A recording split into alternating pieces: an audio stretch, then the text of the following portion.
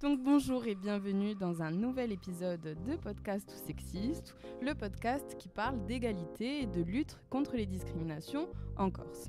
Moi c'est Audrey Royer et aujourd'hui nous nous retrouvons au CIAS du pays ajaccien à l'occasion des CISM 2024, les semaines d'information sur la santé mentale organisées par Promotion Santé Corse. Cette année 2024 est sous le signe des Jeux Olympiques et nous avons décidé de nous mettre en mouvement pour notre santé mentale à cette occasion. Nous sommes en plein enregistrement en direct et je suis accompagnée d'Evelyne Fer que je vais laisser se présenter. Bonjour, et Evelyne Fer, je suis présidente de l'association Unanime dans laquelle je suis bénévole pour faire du coaching vocal et en même temps aussi du théâtre, puisqu'on a une compagnie de théâtre pour laquelle on monte aussi des spectacles thématiques. Merci beaucoup pour cette présentation. Elsa Peter, est-ce que tu veux bien te présenter, s'il te plaît ? Bonjour, donc je m'appelle Elsa Peter, je suis responsable de la coordination des animations au CIAS du pays ajaccien et également de ma formation, je suis professeure en activité physique adaptée. Nous aurions dû avoir avec nous ce matin Vanessa Santoni, mais malheureusement, Covid, donc... Voilà, elle n'a pas voulu venir nous empéguer de son Covid, mais on pense vraiment à elle ce matin. Alors, pour commencer, je vais vous lire la définition de la santé mentale. Aujourd'hui, nous sommes le 10 octobre et c'est la journée internationale de la santé mentale. Donc, selon l'OMS, l'Organisation mondiale de la santé est un état de complet bien-être physique, mental et sociale et ne consiste pas seulement en une absence de maladie ou d'infirmité. Alors, que pensez-vous de cette définition ? Moi, je la trouve très bien, c'est très large. C'est aussi une vision systémique de la santé, c'est-à-dire qu'on ne voit pas ça que d'un côté médical et médicamenteux, je crois que ça se dit comme ça. La santé, c'est notre bien-être physique, moral et environnemental. Qu'est-ce que tu en penses, Elsa ? Est-ce que tu es d'accord avec ça ? Je trouve que plus ça va et plus les définitions sont de plus en plus précises et effectivement, on arrive peut-être mieux à se repérer. Là, je trouve que la définition est complète. Et c'est tellement complète que ça m'a un peu perdu cette longue définition, mais effectivement, tout est réuni dans cette phrase. Alors, un état complet de bien-être physique, donc c'est tout ce qui va être lié au corps, mental, on arrive assez bien à le comprendre, et social. Est-ce que social, ça te parle ? Totalement. Vu le public que nous recevons au CIAS, le bien-être social, c'est quelque chose qu'on a au quotidien, mais qui n'est pas forcément identifié dans la vie de tous les jours. C'est-à-dire, ça peut être social, donc l'isolement, le retrait de la société. Et en fait, petit à petit, nous, au CIAS, on s'est aperçu que le bien-être, ce n'était pas que physique et mental. Il y avait des gens qui n'avaient aucun problème de santé particulièrement ou qui n'avaient pas de soucis par rapport au bien-être. Par contre, ce sont des gens ou financiers. Parce que souvent, on pense que les gens qui sont issus, qui viennent voir un milieu social ou un tissu associatif ont un problème d'argent, etc. Non, nous, au fur et à mesure, on s'est rendu compte qu'il y avait beaucoup de personnes qui sont isolées et quel que soit le niveau quel que soit le métier, le niveau de vie, ça n'a rien à voir. Il y a des gens, en fait, tout le monde peut être seul. Qui qu'on soit, on peut être seul. Et c'est beaucoup plus pénible d'être seul parfois que d'être en manque parfois d'argent ou d'avoir une situation sociale qui est un peu basse. En fait, le bonheur, finalement, il se résume à l'amour, à être entouré. C'est comme, si je peux compléter aussi ça, il y a l'isolement, mais il y a aussi le sentiment d'isolement. Parce que des fois, on peut avoir de la famille, on peut avoir un infirmier, un agent qui vient, quelqu'un qui vient nous voir, mais on a quand même le sentiment d'isolement. Parce que l'isolement, c'est pas lié juste au fait de voir des gens ou de rencontrer des gens. Il y a aussi émotionnellement comment on se situe par rapport à ça. Parce que du fait de la perte d'un conjoint, ou même des fois la perte d'un animal met en difficulté certaines personnes. et se retrouve ce sentiment d'isolement qui peut avoir une incidence, parce que tout ce qui est stressant, tout ce qui est émotionnel va avoir une incidence sur le corps.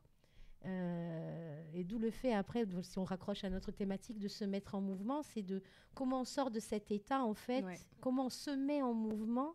Et le mouvement, ça ne veut pas dire faire une activité physique, ça peut passer par une activité physique. Voilà, durant se mettre en mouvement, c'est qu'est-ce qui va me faire du bien pour que j'aille mieux.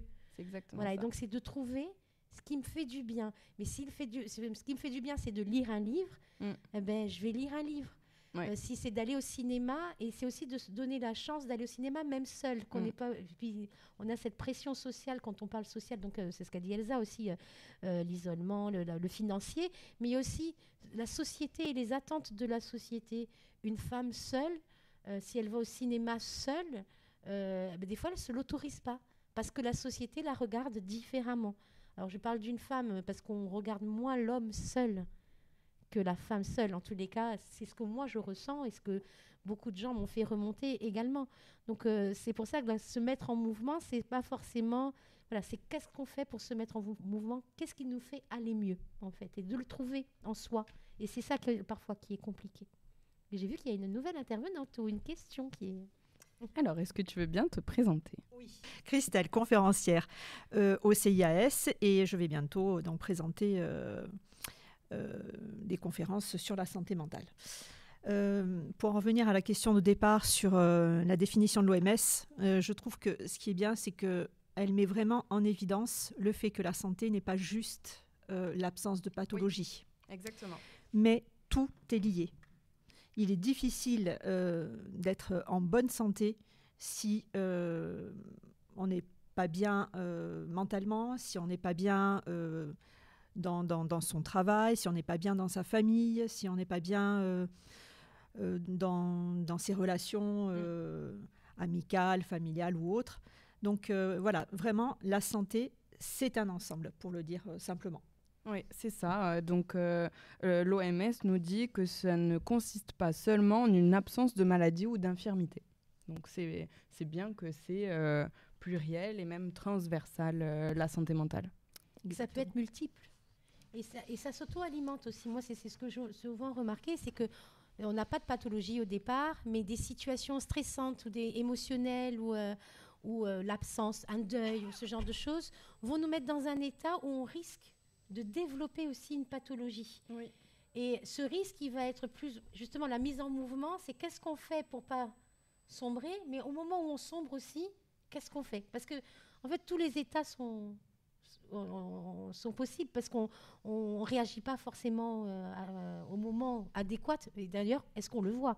Parce qu'il faut avoir ce recul. Quand on est de l'extérieur et qu'on regarde la vie des gens, c'est facile de le regarder dans une valeur absolue. On dit « Oh, mais tu aurais dû faire ça. Moi, à ta place, j'aurais dû faire ça. » Mais c'est hyper maltraitant de dire ce genre de choses.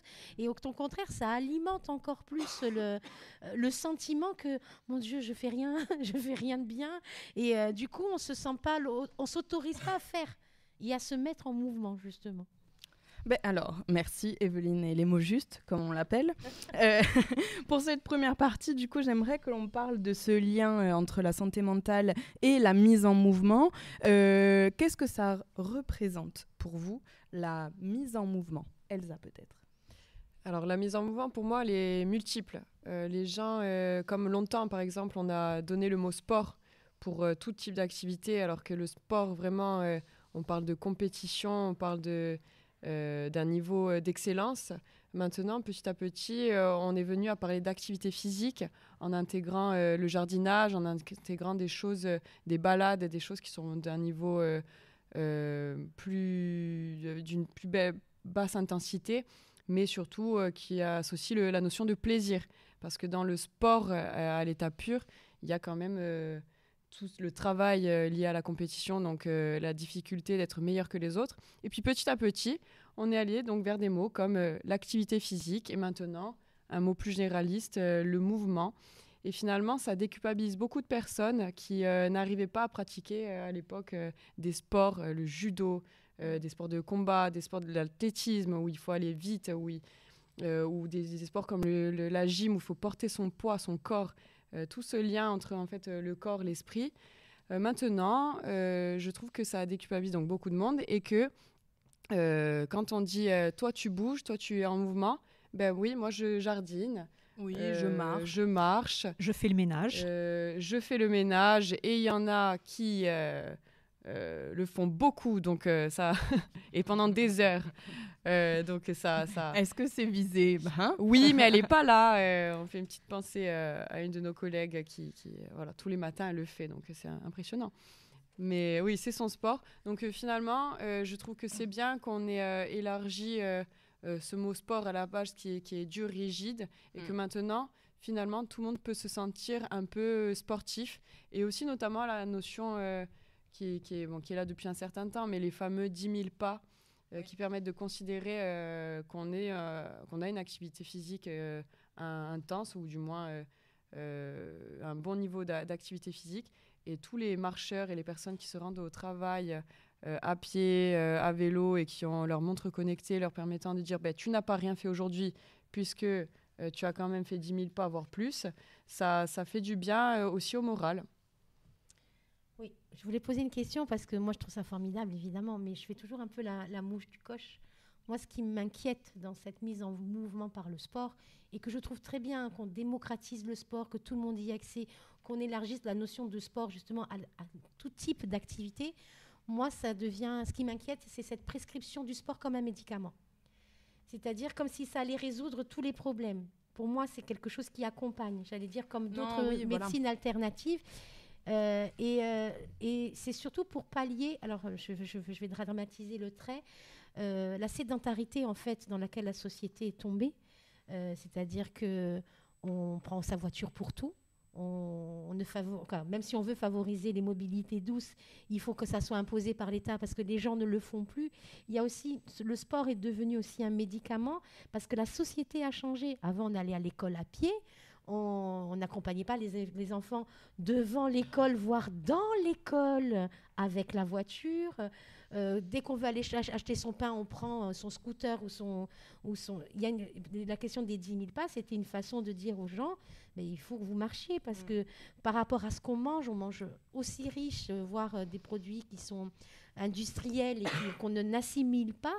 Et malheureusement, on n'a pas l'activité physique qui va avec. Et donc, quoi que l'on fasse, on nous culpabilise toujours et on nous fait porter à nous la culpabilité. Ce qui rajoute pour moi une autre problématique, tu vois, et qui alourdit émotionnellement, en tous les cas, cette...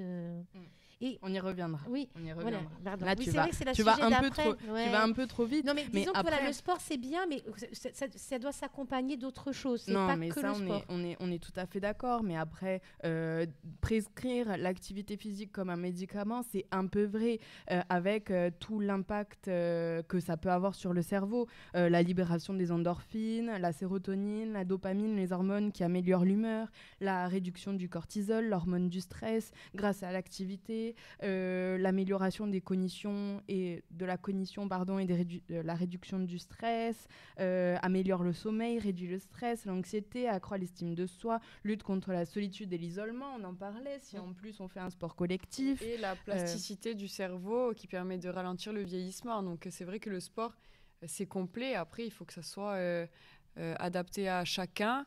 Et c'est pas la seule solution. Finalement, le mouvement, c'est pas que du sport. Le mouvement, c'est de rester actif dans le sens large. Donc en fait, si on a envie de rester dans le mouvement en allant à son cours de sa séance de sophrologie, de réflexologie, ou de trouver une autre alternative qui permette de prendre soin de soi, parce que finalement, c'est ce qu'on attend, c'est de prendre soin de soi.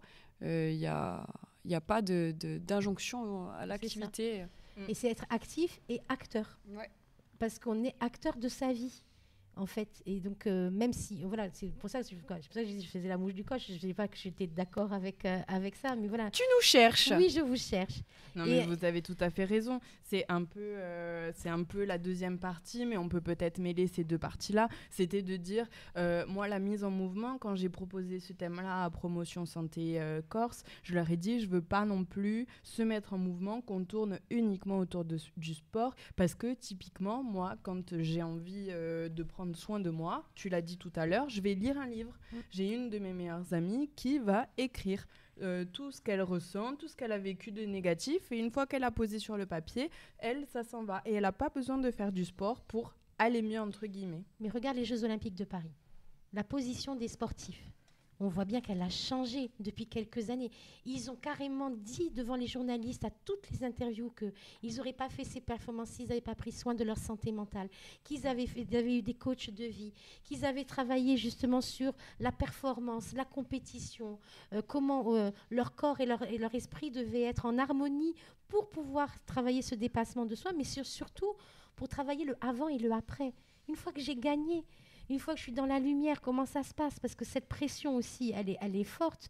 Donc, Léon Marchand qui disait, par exemple, qu'il avait fini 6e au dernier JO, c'était il y a 4 ans. Et aujourd'hui, qu'il y a eu 4 ou 5 médailles. Et aussi, il le disait parce qu'il avait été sur son téléphone, qu'il avait lu les critiques, que ça l'avait un peu perturbé. Et il a appris aussi de son erreur et qu'il a dit, là, j'ai laissé le téléphone à mon frère. Et moi, je n'ai rien regardé pendant une semaine. J'ai pu me concentrer uniquement sur moi, mes performances, mon entraînement. D'où ce que tu disais en introduction, l'environnement dans lequel tu évolues, l'absence ou trop de présence de personnes peut être aussi une source de stress et de fragilisation de la santé mentale. Tu voulais dire quelque chose, Christelle? Oui, mais ça vient un peu tard maintenant. Mais non, c'était pour répondre à Evelyne. Effectivement, le sport n'est pas une baguette magique. Il n'y en a pas, dans le sens où tout est dit dans la définition. La santé mentale étant dépendant de différents facteurs, on ne peut pas l'obtenir juste avec... 10 000 pas, par exemple. Voilà. 10 000 pas ne sont pas suffisants pour avoir une bonne santé. Mais 10 000 pas peut nous permettre, par contre, de réfléchir seul. Parce que Oui. tu fais 10 000 pas. C'est à peu près combien? Ça C'est 9 peut être kilomètres une première action, 8. En fait. Combien? Voilà. Non, mais tu marches 8 km, par exemple, toute seule. Tu es seule avec toi-même. Donc, on est rarement seul avec soi-même. J'ai envie de te dire oui, mais parce que à ce moment-là, il faut le faire vraiment bien. Oui. C'est-à-dire que quand on part, et il y a toujours ce souci-là du téléphone, de la musique, qui finalement nous occupe, mais nous laisse pas aller dans nos pensées. Et c'est pareil quand tu vas courir. Tu mets... alors, ça fait du bien, attention. Et puis, on a des moments où on s'échappe, où on pense à autre chose. Mais quand même, là, tu vois, quand les gens marchent dans la rue, ils scrollent en marchant, quoi. Ils regardent même pas les passages piétons, etc. Donc, en fait, il faut le faire, mais bien. Et c'est comme tout. C'est pas le type d'activité qui rend la chose bien. C'est comment on le fait. Oui, mais j'allais dire, moi, par exemple, alors, je parle parce que là, pour le chant et pour le théâtre, quand tu joues au théâtre, tu ne peux pas avoir ton téléphone. Tu es obligé d'être à ton rôle, de te concentrer sur un personnage. Et souvent, les gens se cachent derrière aussi ou expriment des sentiments à travers un personnage qu'ils ont travaillé. Il y a l'expression et se mettre en mouvement, il est là aussi. Faire une activité qui nous plaît. Moi, j'ai des élèves ou des comédiens ou des comédiennes qui viennent, parce qu'ils aiment évidemment l'aspect culturel ou d'apprendre quelque chose, mais ils viennent aussi pour s'exprimer. Et des espaces d'expression, même s'il y a les réseaux sociaux, c'est pas des fois, c'est pas forcément des vrais espaces d'expression.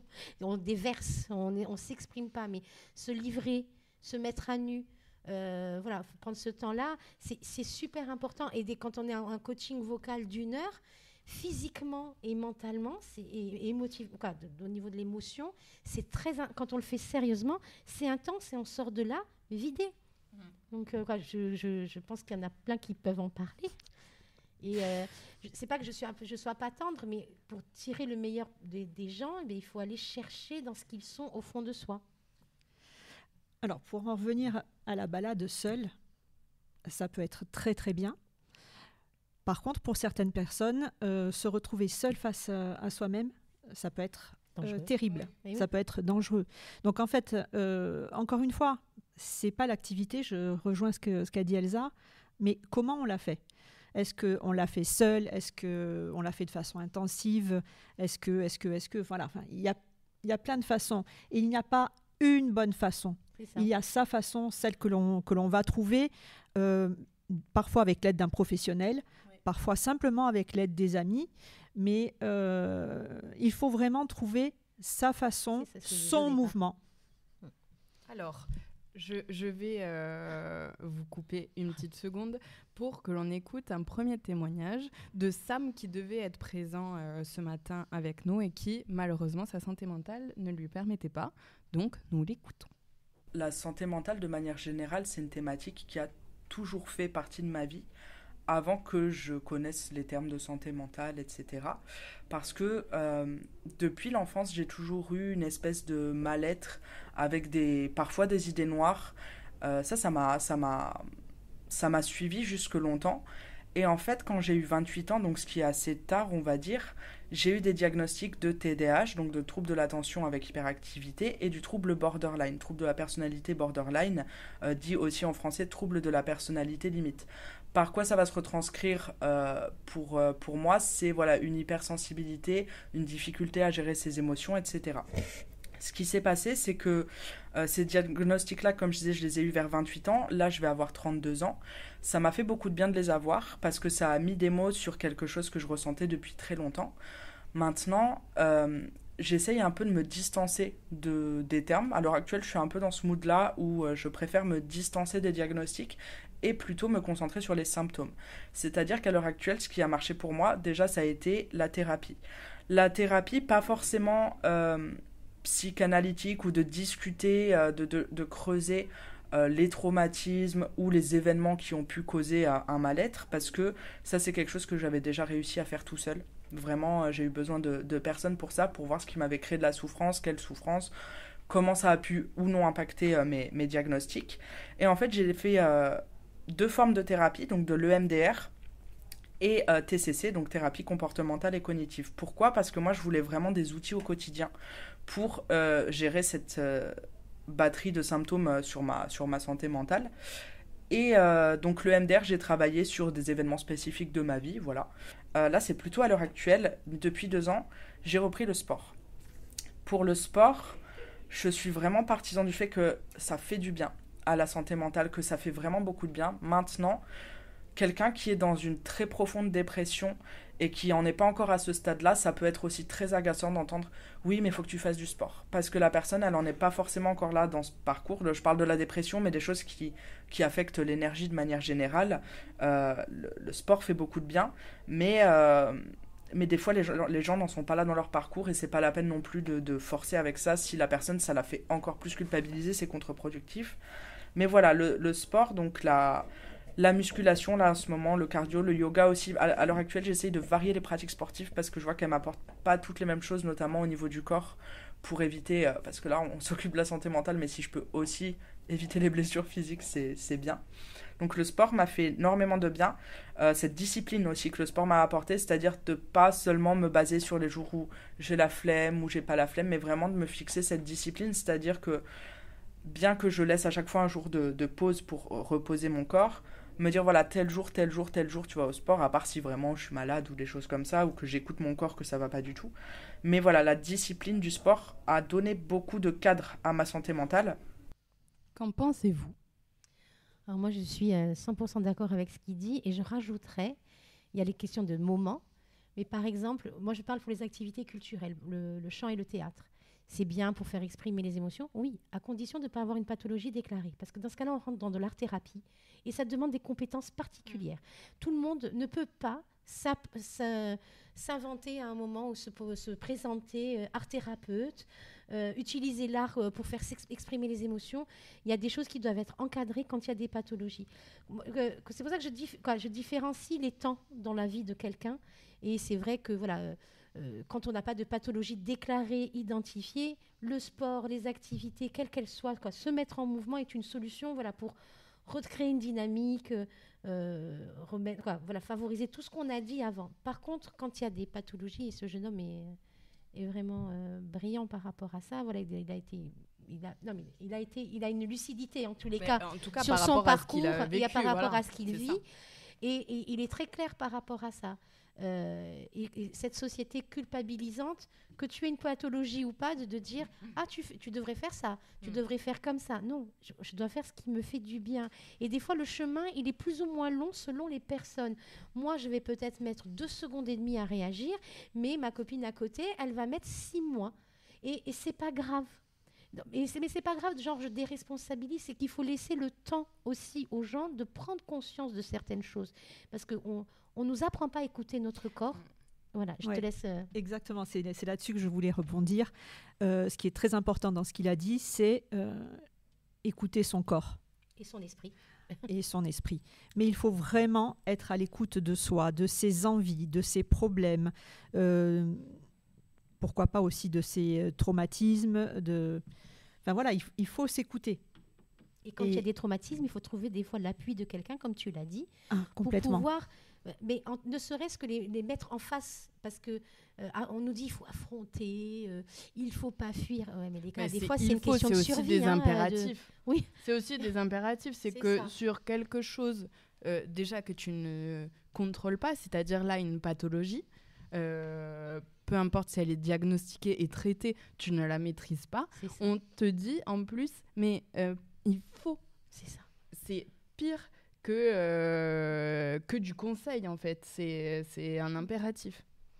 Moi, ce que j'ai entendu dans son témoignage, c'est aussi quelque chose que je voulais expliquer tout à l'heure, c'est la notion de rendez-vous qu'on donne à soi-même et le fait d'être attendu. En fait, tout à l'heure, quand on a dit qu'effectivement, faire une balade en groupe, on est entouré, c'est pas le fait d'être entouré qui est important, c'est le fait d'être attendu par quelqu'un d'autre et d'être du coup apprécié, aimé et qui donne une autre saveur à la balade. Parce que juste avoir des gens autour de soi, ça ne fait pas aller mieux. On peut être très seul en étant très entouré. Ça n'a aucun rapport. C'est le sentiment d'isolement dont je parlais de tout à l'heure. Il y a l'isolement et le sentiment d'isolement. Oui. Et là, je trouve que Sam s'est donné aussi un peu rendez-vous à lui-même avec le sport en se disant, voilà, je me donne rendez-vous pour tel et tel jour, pour me faire du bien. Et finalement, c'est des attentes qu'il a envers lui-même.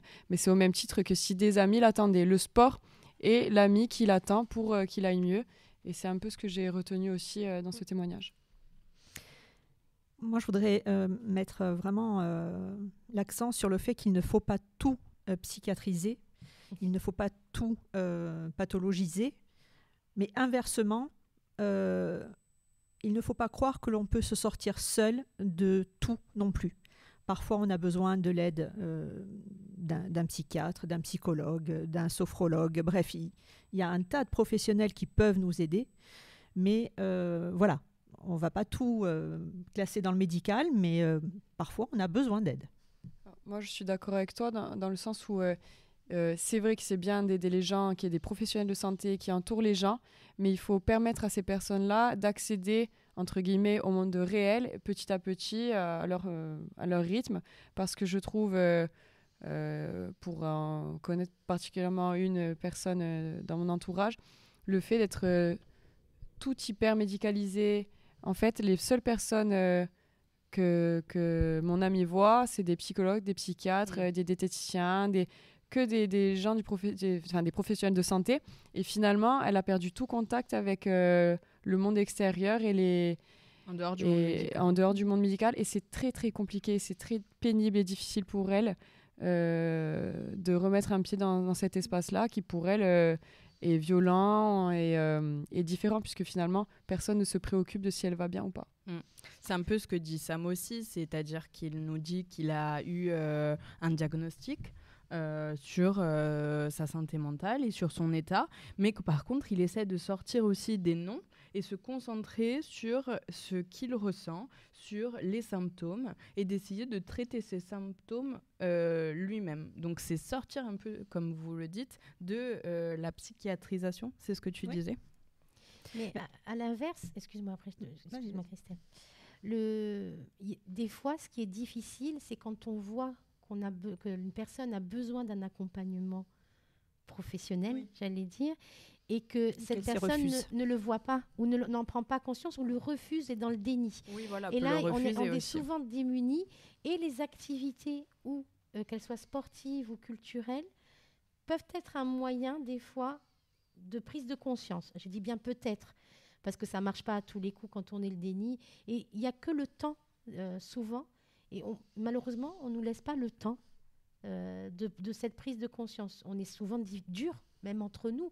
Même si on est bienveillant, on devient malveillant, en fait, quand on dit « mais je ne comprends pas, ça fait 6 mois qu'elle est dans cet état, pourquoi elle ne fait pas quelque chose ?» Qu'elle se bouge. Oui, qu'elle se bouge, qu'elle se mette en mouvement. L'autoculpabilisation, je voulais en parler aussi, parce que c'est vrai que des fois, on dit c'est la société qui va nous imposer avec des il faut, mais il y a des fois aussi, nous, où on ne va pas être tendre envers nous-mêmes et de dire là, j'ai pas le droit de me sentir mal, tout va bien dans ma vie, je gagne bien ma vie, j'ai un bon travail, j'ai un chéri, une chérie, j'ai une bonne famille, j'ai des amis, tout va bien dans ma vie, mais par contre, on va se sentir mal et on va pas se donner l'autorisation d'être un peu triste, d'être un peu stressé. On va pas se donner l'autorisation et on va être hyper dur envers nous-mêmes. Et il y a des... maintenant, avec aussi le fait qu'on parle beaucoup plus de santé mentale, que c'est beaucoup moins tabou. On parle énormément du burn-out, on parle d'énormément de pathologies sans les stigmatiser. Mais c'est aussi de dire, la petite astuce qui ressort de plus en plus, c'est de tout ce que tu vas ressentir ou ton empathie, ton auto-empathie, il faut que tu te donnes autant d'empathie que tu donnerais à ton meilleur ami ou ta meilleure amie. Et du coup, tu es beaucoup plus sympa, entre guillemets, avec toi-même, parce que tu vas t'accorder beaucoup plus de choses, parce que demain, ton ou ta meilleure amie va venir et va te dire « je me sens pas bien » et tout, tu vas dire « mais prends-toi un jour de repos, enfin, c'est rien, après-demain, ça ira mieux, laisse-toi un jour, laisse-toi respirer », mais toi, tu vas te dire « non, allez, tout va bien dans ta vie, etc. » et tu vas toi-même t'imposer des choses. Mais ça, pour moi, c'est des référentiels de société, c'est-à-dire qu'à partir du moment où on a un travail, qu'on a un peu d'argent, qu'on a un appartement ou qu'on a quelqu'un dans notre vie, quelqu'un qui est en couple, même les autres parfois te disent bah, c'est bon, il y a tout, qu'est-ce que tu veux de plus? Mais ce sont les référentiels basiques de la société. Finalement, on n'a pas tous la même façon d'être heureux et des fois les gens ne savent pas quelle est leur façon de l'être. Et justement, exactement ce que je voulais dire. La question qu'il faudrait se poser, c'est pas est-ce que je vais bien, c'est est-ce que j'ai tout, c'est est-ce que je suis heureux, est-ce que ce que j'ai gagné, ce que j'ai travaillé me rend heureux. Parce qu'en fait, le curseur de là où on est heureux n'est pas le même pour tout le monde. Il y en a qui sont heureux parce qu'ils ont fondé une famille, et je trouve ça fantastique, parce qu'ils se sentent heureux d'avoir des enfants. Voilà, et c'est pas forcément ni d'être en couple, c'est de fonder une famille, et ils sont heureux avec ça, et je trouve que ça se respecte. Et il y en a qui sont heureux parce qu'ils évoluent dans une carrière professionnelle, ou ça peut être les deux, ou ça peut être autre chose. Mais la question qu'on doit se poser tous les jours, est-ce que je suis heureux? Parce que pour sa santé dans la globalité, si ce sentiment en tous les cas, et qu'est-ce que je peux faire pour être heureux? Et puis c'est fluctuant aussi, ça. C'est-à-dire que ça va pas être statique, pas 40, mais c'est ça. Et même du jour au lendemain, ça va dépendre aussi de nos humeurs et de nos envies du moment. Mais par exemple, un jour, on peut se sentir heureux parce qu'on a ça, et le lendemain, dire j'en ai marre. Alors, en même temps, l'insatisfaction perpétuelle est très mauvaise aussi. Donc, en fait, tout est une question d'équilibre. Et de dosage. Voilà, savoir reconnaître ce que l'on a, ce que la vie nous a apporté, ce qu'on a réussi à en prendre, mais arrêter de toujours vouloir plus, pensant que c'est ça qui va nous rendre heureux. Il faut simplement, des fois, prendre conscience de ce que l'on a déjà. Oui, mais est-ce qu'on n'est pas formaté, genre par la société, parce que je rebondis sur la deuxième thématique, qui nous dit que pour être heureux, il faut qu'on ait ça. Si à tel âge tu n'as pas ça, comment? Tu n'as pas ça? Ou manger 5 fruits et légumes, faire ci. Tu as l'impression de culpabiliser parce que tu ne manges pas 5 fruits et légumes. Mais j'ai mangé une soupe, il y en a 5 dedans. Non, un bol de soupe, ça compte que pour un. Donc non. Et ouais, mais on te culpabilise en permanence de tout. Tu dis, mais je fais rien de bien.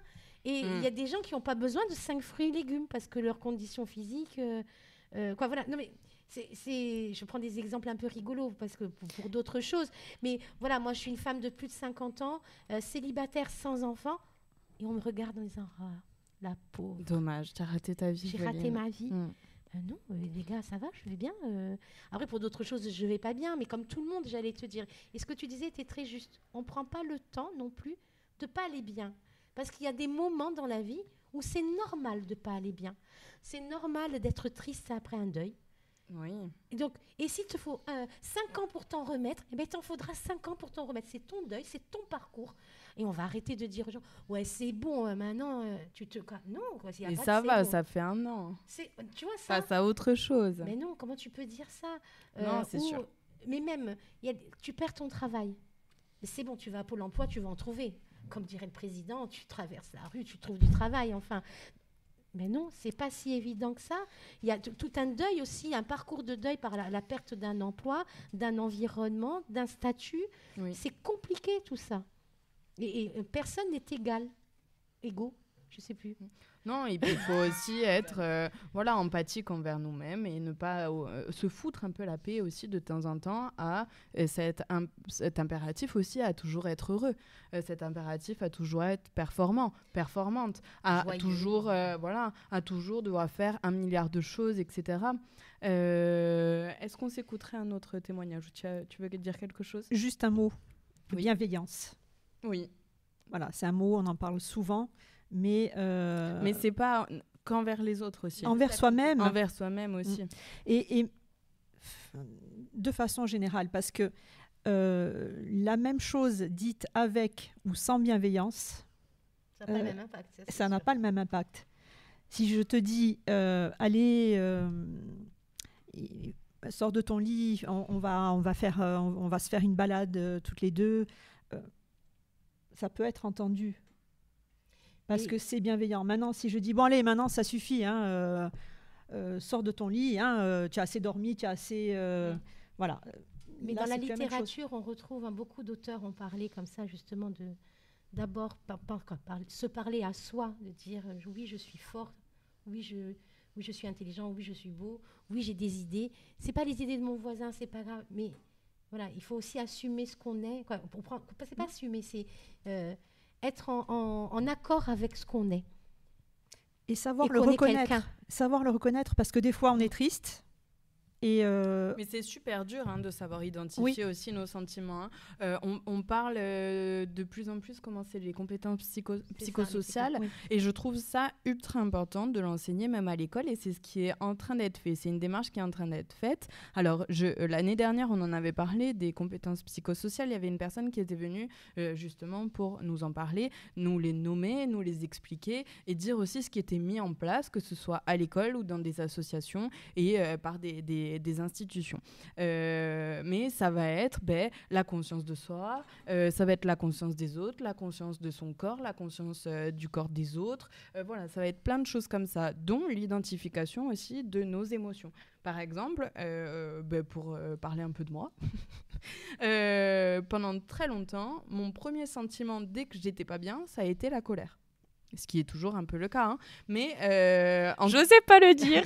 Mais maintenant tu le sais. Mais en tout cas, maintenant j'ai compris que si c'était la colère, c'était pas forcément que j'étais en colère, mais c'était parce qu'il y avait potentiellement quelque chose d'autre. Donc après, je me pose des questions. Est-ce que là je me sens frustrée? Est-ce que là je me sens stressée? Est-ce que là je me sens triste, etc. Mais tu vas plus loin.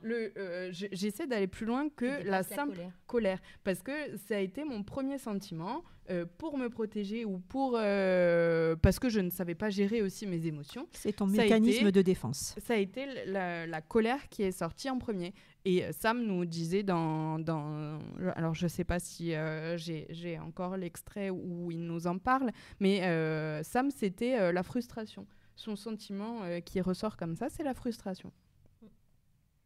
Allez, on écoute un autre témoignage. On est bien content qu'au CIAS, ils aient pu aussi faire ce relais, que ce soit avec la collectivité de Corse ou avec Promotion Santé Corse, de proposer, parce que ça ne se faisait pas avant, des formations ou des initiations aux compétences psychosociales, aux seniors également, parce que c'est des compétences et de valoriser ces compétences-là à tous les âges, c'est très important. C'est ça.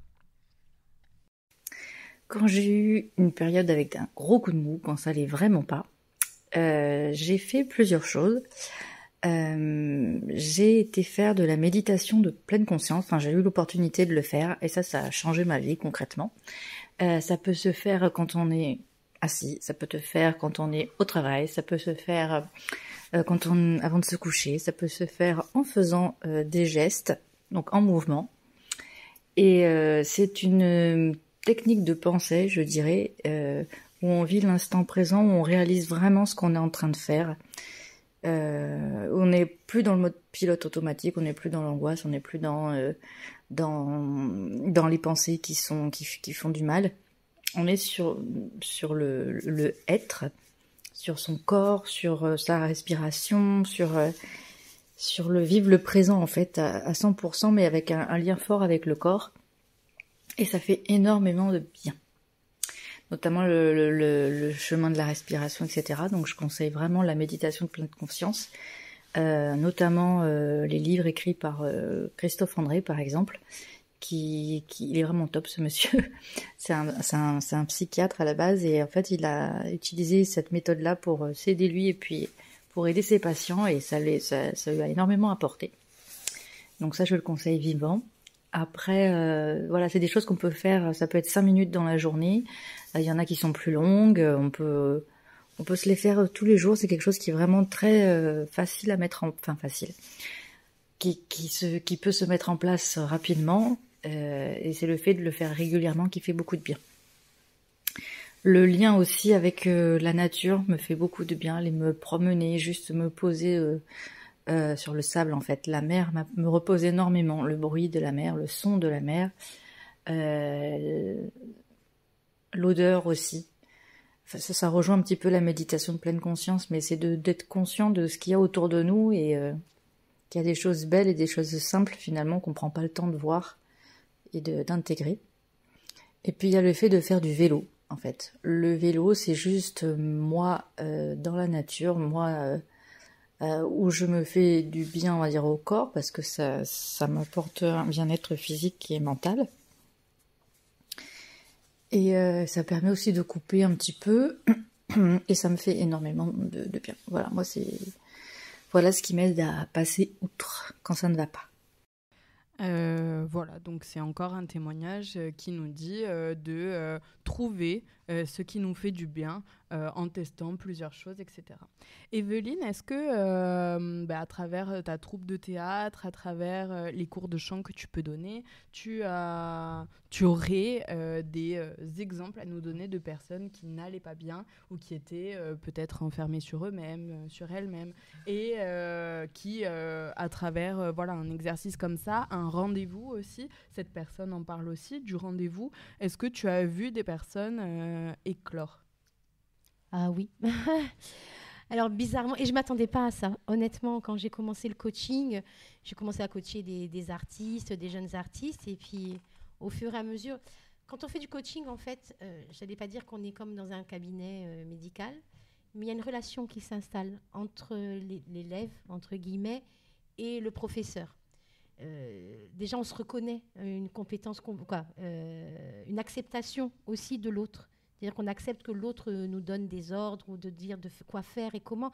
Et déjà, ça, c'est super important. Il y a un lien de confiance qui s'établit dans le chant ou le théâtre. On autorise l'autre à nous diriger, et l'autre vous autorise aussi à faire des propositions. Donc, c'est vraiment un échange. Et de cet échange-là, comme on va chercher... Quand tu te bases uniquement, par exemple, en chant, à faire... de la justesse, du rythme, il ne se passe pas grand-chose. Mais quand tu passes dans l'interprétation, et ça c'est beaucoup au théâtre, il faut que tu ailles fouiller en toi des émotions. Et malheureusement, si toutes tes émotions, tu ne les maîtrises pas, alors des fois, selon les âges, il y a une certaine pudeur à exprimer certaines émotions, et vraiment à tous les âges. Je veux dire, autant il y a une inconscience des émotions pour les enfants de moins de 12 ans, j'allais te dire. À l'adolescence, c'est terrible. Ils ne veulent plus rien exprimer. Mais adultes aussi, parce qu'il y a eu des fractures, des traumas, des ruptures. Et donc, du coup, exprimer, tu vois des larmes, et tu te dis, mais qu'est-ce que j'ai fait ? Qu'est-ce que j'ai dit ? Et ce n'est pas forcément lié à ce que tu as dit, ce que tu as fait, mais ce qu'ils sont en train de vivre.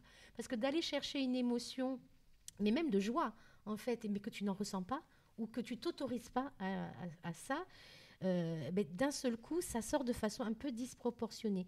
Et tu es obligé de travailler sur cette émotion-là. Alors, je ne suis pas art-thérapeute, mais le fait de pouvoir laisser la place et de dire on prend une pause, on discute, ou voilà, juste d'être écouté.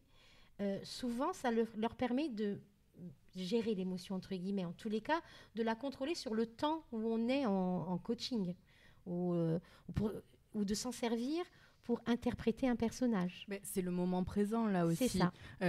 On parle tout à l'heure, tu en parlais, de vivre l'instant présent, de ressentir ses émotions à l'instant présent. C'est un peu ça. Et d'accepter de le ressentir, en fait. Et il y a une injonction que tu fais souvent dans tes cours de chant, c'est arrête de te juger. Oui. Voilà. C'est terrible. Moi, sur la salle, j'ai observé, on se juge en permanence. Et au lieu de se laisser chanter, tu peux pas chanter et t'écouter. Si tu t'écoutes, tu ne chantes plus. Parce que d'un seul coup, tu juges ce que tu es en train de faire. Sauf que la seule personne qui juge, c'est soit le coach, soit le public. Donc, ils vont te renvoyer quelque chose. Si ça ne leur plaît pas, tu vas vite le voir quand même. Et sur le visage, ou le fait qu'ils quittent la salle. Donc, il y a quelque chose. Kiff. Il faut... Voilà. Il y a et je pense que dans le sport, c'est pareil aussi, mais que ce soit au théâtre et au chant, il y a du don. On fait du don de soi. Le personnage que l'on joue, c'est pas soi, mais c'est une part de soi, où on y met quelque chose de soi. Donc on donne et on offre aux gens quelque chose. C'est hyper généreux en fait de faire ce genre. Mais du coup, c'est une mise à nu qui nous met en danger. Quand tu montes sur scène, quand tu t'exposes, quel que soit il y a une mise à nu. Et si tu n'es pas fort émotionnellement, ou alors du coup, il faut aussi le travailler. Dans le coaching, tu travailles ça. C'est, comme tu travailles tenir un micro, comme tu travailles la justesse, c'est comment je me mets à nu. Qu'est-ce que j'accepte de donner de moi? Quelle est ma limite? Parce qu'en fait, tu vas chercher les limites. Dans la vie, on est tous ça. Qu'est-ce que je peux donner aux gens les limites, elles sont différentes selon les personnes qu'on va avoir en face. Sauf que le public, tu ne le connais pas. C'est un impersonnel, c'est une masse qui est en face de toi. Qu'est-ce que je suis capable de donner à cette masse-là? Et puis, la société offre déjà tellement de contraintes. Elle est déjà tellement inhibante qu'il est inutile de s'inhiber soi-même en se jugeant. Ça aussi, c'est plus facile à dire tout à fait. Parce que déjà, il faut en avoir conscience qu'on se met des limites. Et une fois qu'on a conscience qu'on se met des limites, il faut savoir se foutre du regard des gens. Et puis après, de sortir aussi de nos propres impératifs. Ça se travaille. Il y a des études sur la voix qui ont été faites. Et il y a des études sur la voix qui ont été faites et qui disent qu'en fait, on n'aurait aucune contrainte, aucune restriction. Parce que des fois, on se dit « j'arrive pas à faire cette note, elle est trop haute ». Mais en fait, c'est nous qui nous empêchons de faire cette note. Parce qu'on dit, ça va me faire mal, c'est trop. Mais tu n'as pas essayé, tu n'as pas travaillé, tu ne sais pas comment la faire. Mais ça ne veut pas dire que ton corps n'est pas en capacité de le faire. Tu t'auto-censures, en fait, de faire certaines choses. Et tu dis, moi, souvent, ce que je dis, c'est ouvre la bouche. Alors ça... c'est un truc, aussi. Mais elle est ouverte. Non, elle n'est pas ouverte. Je suis obligée de les mettre face à un miroir. Je peux juste donner un témoignage. Il y a quelques années, je vais voir Evelyne et je lui dis, regarde, avant je chantais, pas super bien, mais je chantais au moins dans ma voiture, je me faisais plaisir. Là, je n'y arrive plus. Il ne sort plus rien de mon corps, quoi. Et je lui dis, est-ce que tu penses que tu peux arranger ça? Elle me dit oui, sans problème. Et je me dis, ouais, c'est ça, bien sûr. Un an après, je lui repose la question. Elle me redit, mais oui. Je dis, bon, allez, on y va. Ah, tu n'y étais pas allée? Ah non, non. La première année, tu lui poses la question, mais tu n'y vas pas? Non, parce que je n'y crois pas. Et c'était tellement horrible ce que j'entendais, mais je me jugeais. Et en fait, donc, j'ai pris des cours avec Evelyne. Et en fait, je ne chante toujours pas comme Lara Fabian. Non. Mais je recommence à pouvoir chanter dans ma voiture, sous ma douche, sans me faire trop peur. Et en public. Et en public, oui. Bon. J'ai réussi ça au moins. Oui.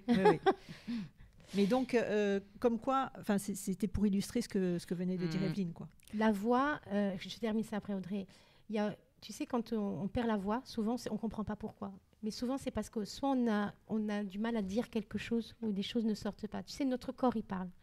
Quand l'expression en avoir plein le dos, quand on a mal au dos, on a mal au trapèze, c'est qu'on porte un poids dont on n'arrive pas à se libérer. Mais quel que soit le poids, c'est quelque chose qu'on n'arrive pas à sortir de soi.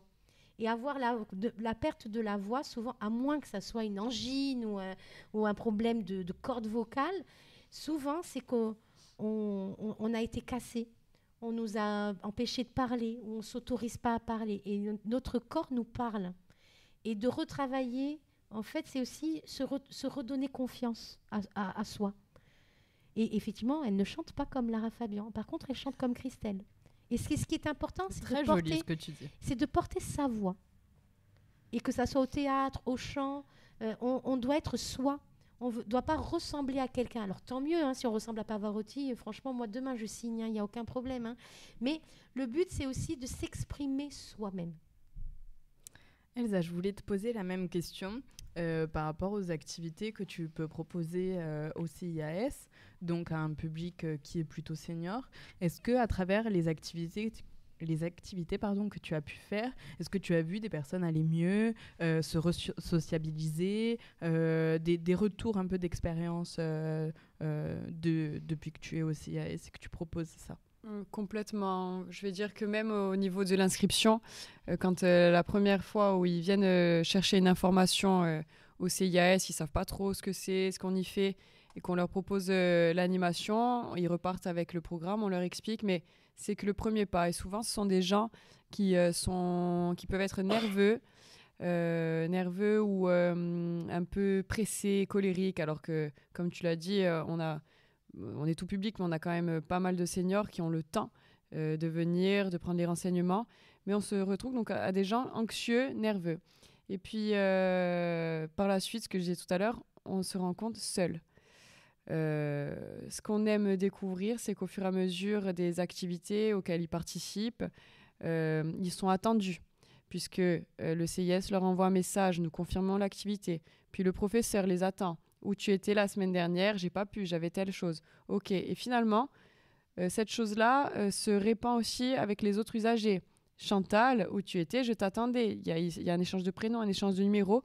Et ce qu'on voit souvent à la fin et qui nous fait extrêmement plaisir, je vais prendre un exemple là. Ce sont 3 personnes qui sont venues seules, 3 femmes, pour X raisons différentes. Il y en a une, son mari ne l'accompagne pas sur les sorties et du coup, elle se retrouvait un peu toute seule à vouloir faire des balades.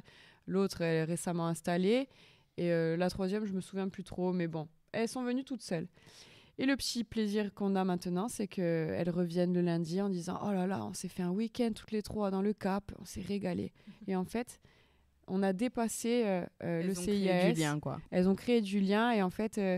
on n'est qu'un outil. Le but, c'est pas forcément de les rendre hyper performantes en gym douce. Le but, c'est qu'elles prennent soin d'elles, que ce soit régulier et qu'au final, ils tissent des liens tous ensemble et pour amener vers des choses collectives et liées au plaisir forcément.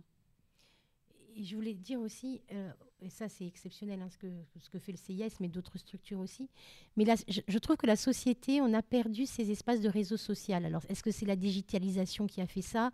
Je ne sais pas, je ne suis pas assez compétente dans ce domaine-là pour le dire. Mais avant, on avait des balles, on avait beaucoup de moments de faire la promenade sur le cours Napoléon, la passeggiata en Sardaigne ou en Italie, c'était important. C'était des temps où les gens se rencontraient. Et on devient en fait un espace de rencontre ou de resociabilisation en fait. Parce qu'il n'existe plus, ou très peu, ou sont trop cachés maintenant, où on ne s'autorise plus non plus le temps de prendre le temps de rencontrer des gens. On est souvent, moi je la première sur les réseaux, Snap, TikTok, Facebook, je les ai tous, Biril, tout ce que vous voulez, j'ai. Mais finalement, demain, si je propose à ces gens-là de boire un café, qui je vais avoir ? Qui va vraiment venir ? C'est ce que je me dis aussi, c'est qu'on s'envoie beaucoup de messages à beaucoup de monde, mais finalement, qui on voit réellement ? Personne. Et il ne faut pas croire, les seniors sont connectés, Ils restent connectés avec leurs petits-enfants, ils restent connectés entre eux.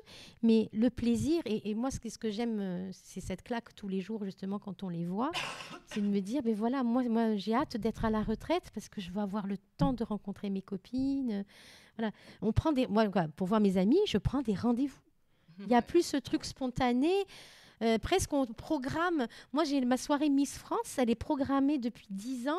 On sait très bien qu'en décembre, la soirée Miss France, on se voit, mais du coup, on se voit plus le reste de l'année.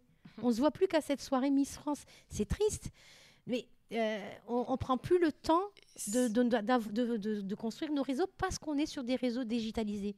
Et cette perte de lien, on parle des seniors, mais cette perte de lien, elle est de suite aussi chez le public jeune, parce que donc pour fréquenter les salles de sport, tout le monde a son gros casque sur les oreilles et finalement, personne n'échange. Et moi, ce que je me rends compte en ce moment, je bloque dessus, c'est que peu de monde se regarde dans les yeux.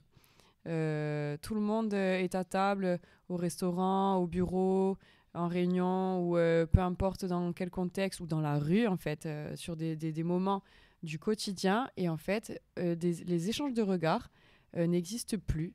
Même quand tu prends ta commande au serveur qui te regarde, qui te demande ce que tu as envie de boire, tu le regardes pas, puisque maintenant, ils nous mettent les cartes sur les téléphones et finalement, et lui, on est... un pad pour la commande. Voilà, et on est totalement hypnotisé, absorbé par tout ce qui est digital, nos téléphones. Et finalement, je trouve qu'on ne se regarde plus. Et même, je vais aller plus loin. Quand ça arrive, le regard n'est pas franc, le regard est fuyant. Les gens ont perdu l'habitude de rentrer en contact. Et il y a une petite chose que j'ai vue il n'y a pas longtemps. C'est encore une vidéo, voilà. Les gens en voiture s'insultent, s'agressent, sont très, très agressifs. Alors que les gens, quand ils sont au corps à corps, quand il y a une impasse et qu'il n'y a qu'un seul corps qui passe et qui se croise, les gens se regardent et s'excusent poliment de se gêner. Parce qu'il n'y a pas de véhicule, il n'y a pas quelque chose qui empêche le contact à l'autre. Et j'ai trouvé ça vachement intéressant. C'est la voiture le problème. La voiture, non, mais c'est les gens en colère comme toi dans les voitures, c'est ça. Exactement. Mais si on rapproche ça de la santé mentale, je pense qu'aussi l'état en fait d'isolement ou le sentiment d'isolement avec la digitalisation, c'est pour ça que je veux dire on peut être seul en connaissant beaucoup de monde et quel que soit l'âge. Et c'est pour ça que c'est le fait de se retrouver ici dans une activité physique ou de se retrouver dans une activité de groupe, de théâtre ou de chant, on retrouve aussi un contact humain, une chaleur humaine, un échange, quelqu'un qui, sur le moment, va te faire un retour. Mais connaître quelqu'un, ce n'est pas être en relation avec quelqu'un. C'est ça. C'est différent. Et pour rebondir sur ce que disait Elsa, non seulement on ne se regarde plus, mais on ne regarde plus. Il y a un DJ dont le nom m'échappe. Bob Sinclair. Non. C'est ça, voilà. Oui, c'est ça. Qui a poussé. Oui. C'est Bob Sinclair. Qui a poussé un coup de gueule parce que les gens, au lieu de s'éclater pendant ces concerts, au lieu de danser et de profiter du moment présent, les gens filment. Et en fait, lui ne voit plus aucun visage. Il ne voit que des smartphones qui sont en train de le filmer. Mais bon sang vivons le moment présent. C'est pour ça que j'aimais, moi, les soirées à Capo, par exemple, ou aller à la plage à Capodifen, pour ceux qui connaissent Ajaccio, puisque c'est une zone blanche. C'est-à-dire que les portables ne passent pas. Donc, en fait, quand tu es le dimanche en famille à Capo, c'est bizarre. Les gens se parlent, les gens sont tranquilles. Moi, j'ai connu très peu de bagarres, en fait, à la plage, ou de tensions, si c'était quand tu te disputes parce que ton copain, il dit n'importe quoi.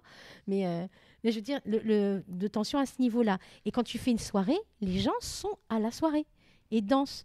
Moi, je suis des directives nationales pour qu'il n'y ait plus de zones blanches sur le territoire français me pose un problème. Quoi. Ah oui. Bon, je te rassure, on en est loin. Non, mais Capodifen a été identifié comme une zone à équiper.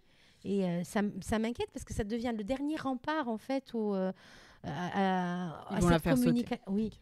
Non, mais et je suis assez d'accord avec ça. C'est la relation, bonne ou mauvaise d'ailleurs, quand on est en face et qu'on se dit les choses. Et d'ailleurs, quand on se dit des choses désagréables en face, c'est beaucoup mieux pris que quand on le passe par le véhicule des réseaux sociaux.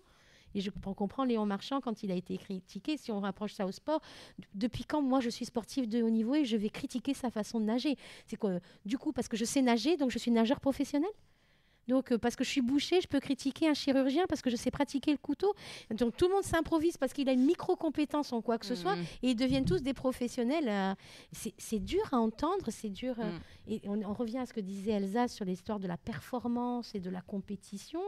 où on n'a pas le droit à l'erreur, comme le droit à la déconnexion n'existe plus. Quoi. Alors très bien, tu me fais une transition pour la dernière partie. On est obligé d'accélérer un peu. Ça fait déjà 1 heure que l'on enregistre. Et le temps passe si vite à t'écouter. Exactement. On va se prendre encore une petite dizaine de minutes pour terminer l'épisode. Donc on a eu cette première partie de se mettre en mouvement, le mouvement physique, donc avec tout ce qui va être activité physique, etc.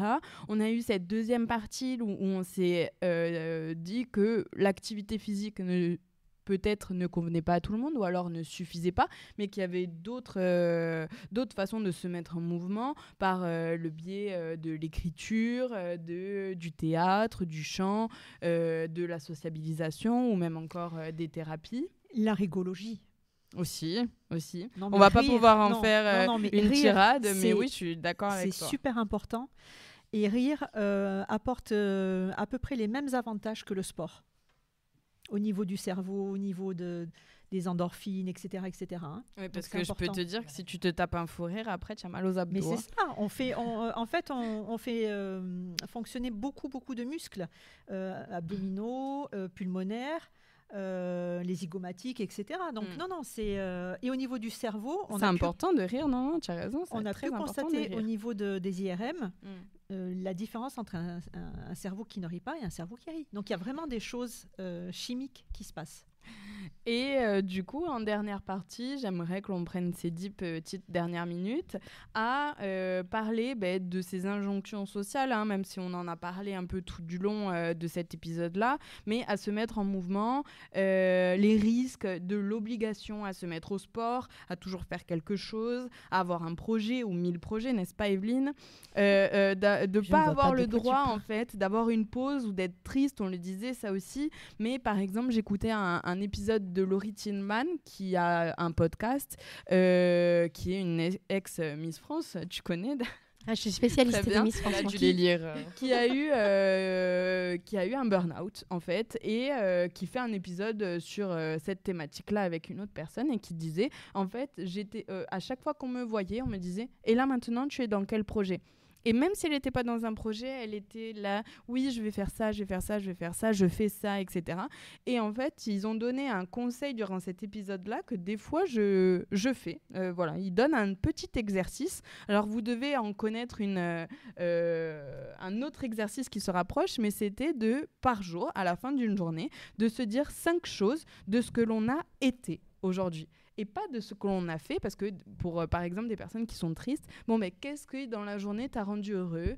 J'ai laissé ma place dans le bus à une femme enceinte, ça m'a rendu heureuse. Voilà, qu'est-ce que j'ai fait? Sauf que, eux, ils disent, qu'est-ce que tu as été aujourd'hui? Et je trouve que c'est déjà, ne serait-ce que pour l'estime de soi, c'est super. Et puis, en plus, ça aussi nous enlève de cette hyperactivité forcer un peu de toujours devoir faire 1 milliard de choses pour être estimé ou pour s'estimer soi-même. Qu'est-ce que j'ai été aujourd'hui? J'ai été gentil. J'ai été gentille. Aujourd'hui, j'ai même été heureux. J'ai plaisanté. Voilà, des façons d'être plutôt que des façons de faire. Qu'est-ce que vous en pensez? Moi, je trouve ça très bien parce que ça permet d'auto-identifier les choses qu'on fait bien soi-même. Parce que souvent, on attend des autres qui nous disent les choses qui ont été correctes ou bien réalisées, etc. Et finalement, que soi-même, on réfléchisse à se dire ce qui a été bien, ça nous permet aussi de ne pas attendre des autres et de trouver son bonheur instantané par soi-même. Et qu'on soit seul ou entouré, je trouve ça plutôt intéressant. Et je fais une petite note à moi-même parce que souvent, moi, je suis dans ce cas-là. J'attends des autres on me dise des points de ma personnalité ou de mon travail que les gens apprécient et je ne me rends pas forcément compte de... Alors c'est dur en plus, pour l'avoir testé. Qu'est-ce que j'ai été aujourd'hui? Et on doit dire 5 choses différentes sur notre état. Eh ben, c'est super compliqué. Tandis que des choses que l'on a fait, ça, on peut en citer des milliards. Mais des façons d'être, et je trouve que pour l'estime de soi, vraiment, je mets un point d'honneur sur ce point-là, c'est vraiment hyper enrichissant. Et je pense que l'estime de soi, comme la mise en mouvement, est une bonne chose. Mais c'est simplement parce que là, on parle d'une injonction de la société qui est fait. bouge. L'hyperactivité. Et c'est là-dessus que l'on est jugé, alors que Ouais. on ne peut pas être résumé à ce que l'on fait. Ce que l'on fait n'est pas ce que l'on est. Une personne qui dit un mensonge n'est pas une menteuse. Elle a dit un mensonge. Mais pour autant, elle ne se résume pas Oui, voilà. à ce mensonge. Oui, mais il faut Voilà. reconnaître après, dans le qu'est-ce que j'ai été, il faut aussi avoir la lucidité et l'honnêteté de pouvoir dire ce qu'on a été de pas bien. Ah, Parce complètement. que dans les 5 choses que j'ai été, j'ai pas été que serviable, gentille et mignonne. Dans une journée, Après, j'ai le but, été c'est pas dure. non plus de se culpabiliser. Là, tu Mais vois, c'est si pas tu... la- et c'est on pas la reprend question sur de- un truc Moi, je pense que négatif. ce qui est bien, c'est d'avoir une démarche honnête et quand on a été dur ou malhonnête, de le dire. Mais oui, mais c'est important parce que c'est de reconnaître aussi à un moment donné qu'on a peut-être on a mal géré nos émotions et que ça a dépassé ce qu'on voulait être et de le dire à l'autre personne. Oui, là j'ai été dure, là j'ai été sèche, là j'ai été difficile, mais voilà pour ça, excuse-moi. Et de le dire et de se le accorder, c'est aussi on passe à autre chose. Mais là, Et on ne garde pas cette culpabilité parce qu'on se culpabilise. Et après, c'est encore pire après. Qu'est-ce que j'ai été? Il faut avoir l'honnêteté de dire comment j'ai été toute la journée. Parce que je n'ai pas été que bonne. Voilà. Et c'est Mais pas la alors question du peut-être bon. vous pouvez, Voilà, vous question pouvez du en bon et faire du 5 mauvais. de bons et 5 de mauvais. Et qu'est-ce que je peux faire pour améliorer Voilà, ces 5 exactement. façons Mais voilà, parce que j'ai peur qu'en disant ça, on se reculpabilise encore de Ah dire non. qu'est-ce que j'ai été aujourd'hui et que moi, typiquement, pour reparler encore une fois de moi, j'adore. Nous aussi, on adore. Si je me dis qu'est-ce que j'ai été aujourd'hui et que je me dis pas je vais sélectionner que des choses bien, je vais sélectionner que des choses mal de ce que Oui, j'ai mais été alors dans ce aujourd'hui. cas-là, voilà, il faut quand même un peu. Donc en fait, je suis obligée de me dire qu'est-ce que j'ai été de bien aujourd'hui pour en prendre conscience et de dire ça fait partie de moi, tu es aussi comme ça, tu n'es pas qu'une personne mauvaise, tu ne fais pas que des trucs mal. on en Sinon, revient, j'ai cette tendance à être très pessimiste. on en Oui, mais- revient à l'équilibre. Exactement. Ah oui. Mais moi, pour rebondir à ce qu'a dit Mais Christelle, faut-il encore y arriver à cet Ah, mais équilibre-là mais Parce que si on ne se fixe pas, Sam aussi en parlait, des limites. de cette rigueur, etc. Si je me donne l'occasion de ne pas y aller parce que aujourd'hui je ne me sens pas bien, il y va jamais au sport en fait. Et c'est exactement pareil pour cet exercice-là de qu'est-ce que j'ai été. Si je me laisse l'occasion de dire qu'est-ce que j'ai mal été aujourd'hui, ne vais dire que ça. Mais être en bonne santé mentale, c'est un entraînement. Oui. Pour certaines personnes, on dira que c'est plus ou moins inné, mais c'est souvent plutôt moins que plus. Donc, ça demande un entraînement. Et effectivement, ça se travaille, tout ça. Ça se travaille.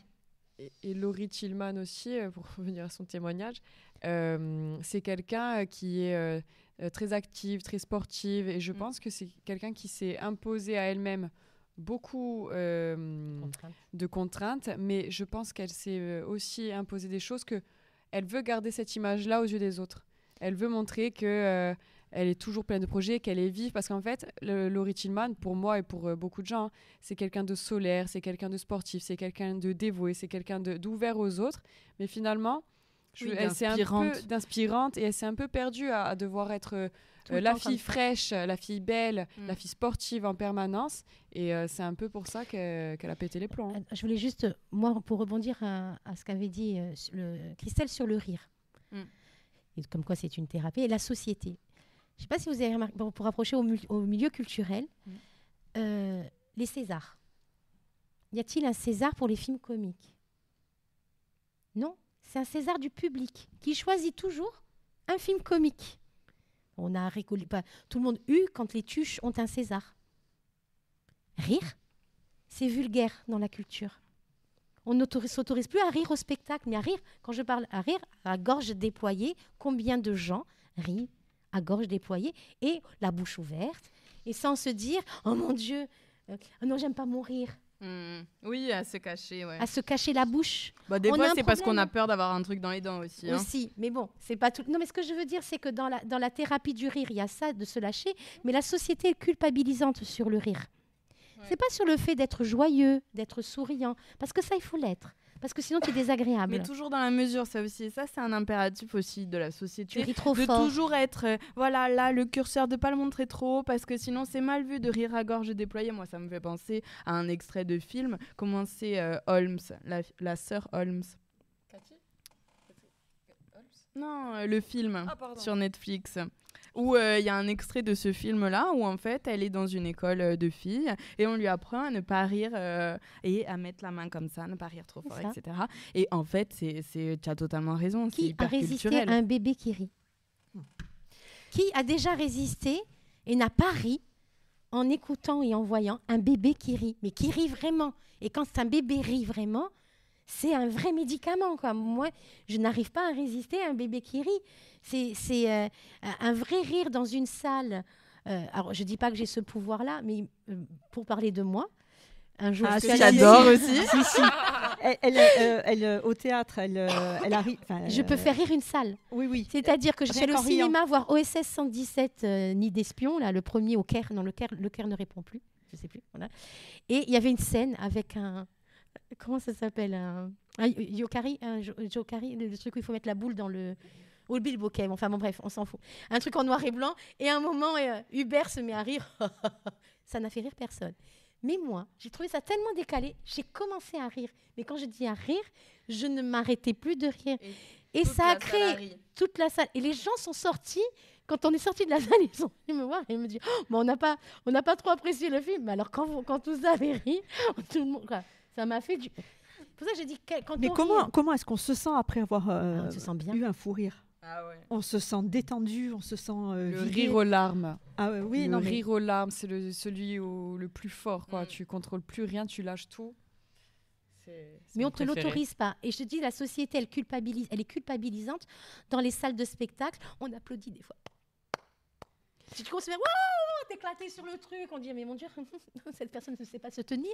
Mais là, on dirait que tu parles les soirées à Ajaccio. Non, tu mais dis... même à Paris. Quoi, j'ai été dans plein de théâtres, quoi, mais beaucoup de gens ici ont été. C'est un peu partout. Mais c'est très français, par exemple. Par contre, aux États-Unis, assister à une messe gospel, Oui, ou aller ils sont voir dans un l'autre spectacle. extrême. Hein. Alors, c'est dans l'autre extrême. C'est Ils un sont truc hyper où on est extravertis. dans une extravagance. Mais par contre, les gens ne se jugent pas. Le regard anglo-saxon, et je pense que sur ça, on a beaucoup à apprendre. Et quand on parle des compétences psychosociales, ça vient aussi de chez eux. On parle de compétences, on ne parle pas de diplôme. Un diplôme sans compétences développées, en fait, ne C'est sert les pas, hard ne sert pas skills grand-chose. et les soft skills. C'est ça. Et les soft skills, c'est ce qui est le plus apprécié chez les anglo-saxons.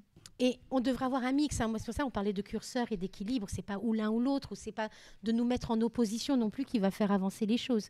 Mais en termes de santé mentale, c'est toujours cet équilibre qu'il faut trouver entre le corps et l'esprit et dans son environnement. Parce que grandir à Ajaccio, faire du sport, une activité sportive, travailler, c'est pas comme être à Besançon ou je sais pas, ou à Lorient. On vit pas, le climat n'est pas le même, l'environnement n'est pas le même. Il faut s'adapter aussi, avoir cette capacité d'adaptation. Oui, vas-y. Non, mais c'est ce qu'a dit tout à l'heure Audrey, c'est en gros, il faut accepter que nos humeurs et que notre santé mentale fluctue et qu'en fait, c'est tout le temps à un moment donné où on va se réadapter puisque l'être humain, il est très fort pour ça et il ne faut pas paniquer. C'est vraiment quand, je pense, ça dure et qu'on ne trouve pas de solution que là, il va falloir se mobiliser, en tout cas pour œuvrer pour un changement, mais en réalité, on n'a pas rien n'est linéaire. Voilà, c'est ça qu'il faut retenir aussi. Moi, je dirais que finalement, le plus important, et ce n'est pas facile, pas toujours, c'est d'apprendre à s'accepter, d'apprendre à s'aimer. Et puis, pour en venir à la société, cette injonction de la société, ils veulent tous nous lisser, hein, parce que c'est plus facile pour eux de comprendre, en fait, si on était tous pareils. Sauf qu'on est à la naissance. Hein. On est égaux en droit, mais on n'est pas égaux dans la vraie vie. Un homme et une femme, et puis même une femme de 20 ans, de 40 ou de 60, c'est pas la même. Pas les mêmes envies, pas les mêmes besoins. Donc on ne peut pas être égaux et on ne peut pas avoir une seule solution. Il y a des solutions, il y a des propositions, et on doit piocher et être en capacité de piocher dans toutes ces propositions et tous ces outils. Je vous remercie beaucoup, mesdames, pour ce bel épisode. Je vous propose de faire une petite phrase de fin, chacune. Qu'est-ce que vous avez pensé de cette thématique? Qu'est-ce que vous avez pensé de cet épisode? Qu'est-ce qui serait à retenir? Ou peut-être une lecture à proposer, une pièce de théâtre, un film à proposer? Qu'est-ce que... Christelle? Moi, je dirais que la santé mentale, ce n'est pas... Enfin, du moins, avoir une bonne santé mentale, hein, ce n'est pas toujours difficile. Il y a tellement de thérapies maintenant, tellement de choses à faire. La sophrologie, l'hypnose, l'hypnothérapie, pardon, la rigologie, la sylvothérapie, la luminothérapie. Bref, il y a tellement de choses qui peuvent nous aider à l'améliorer qu'il ne faut pas désespérer. Et je vous invite à venir aux conférences qu'elle va faire pendant ce dernier trimestre au CIAS, quand même, à partir du 18 octobre, prendre soin de sa santé mentale. Super. Merci. Evelyne, une petite phrase de fin. Une petite phrase. C'est Ou compliqué. une longue phrase de non, fin. non, non, si non, tu non, je vais préfères. faire court. J'ai fait long pendant tout le truc. Je vais essayer. Je pense qu'il faut juste, prendre soin de soi et ne pas hésiter à solliciter ou à essayer de trouver toutes les personnes et tous les outils qui peuvent nous faire aller mieux. Voilà. Je pense que il faut aller taper aux portes. Les professionnels se connaissent. Et tester des choses. Il faut tester. Tester des choses. Il faut avoir cette curiosité. Voilà, rester curieux. Si je disais, je dirais, rester curieux et ouvert pour améliorer vraiment sa santé mentale, c'est primordial. Merci beaucoup.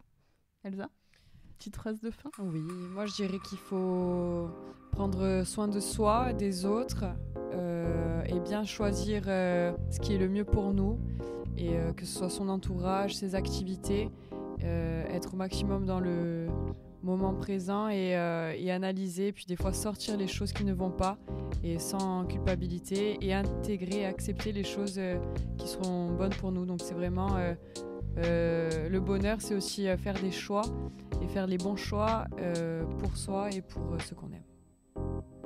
Je vous remercie infiniment. Merci à toi. Merci à toi. Et je vous donne rendez-vous sur les réseaux sociaux et la semaine prochaine pour un nouvel épisode. Super, merci. On a hâte.